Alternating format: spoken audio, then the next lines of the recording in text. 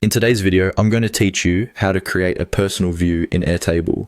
If you want a workspace layout that helps you focus on your own tasks or organize information in a way that works best for you, creating a personal view is a great option. A personal view lets you customize how you see records without affecting what other collaborators see, which makes it especially useful when multiple people are working in the same base. To get started, open the Airtable base where you want to create your personal view. This is the base that contains the table and data you'll be working with. Once you're inside the base, take a moment to make sure you're in the correct area, since the personal view will be created from the current table or section you're viewing. Next, look for the option labeled Create New. This is the starting point for adding another view to your current setup. Click on Create New to open the menu of available view options.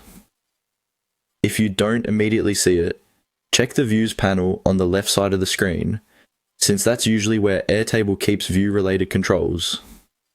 After that, select the appropriate option from the menu that appears. This step opens the choices for the kind of view you want to create. Airtable offers different view types and permissions, so here you'll be choosing the path that leads to a personal view rather than a shared one.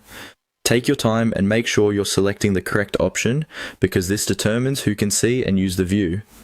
Once those choices appear, click on Personal. This tells Airtable that the new view should be private to you instead of visible to everyone in the base.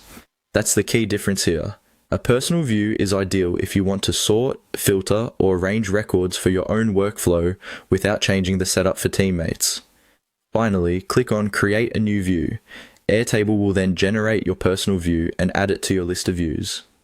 From there, you can begin customizing it however you like, depending on the options available in your base. And that's it. You've successfully created a personal view in Airtable. This is a simple but powerful way to keep your workspace organized and tailored to your needs, while leaving the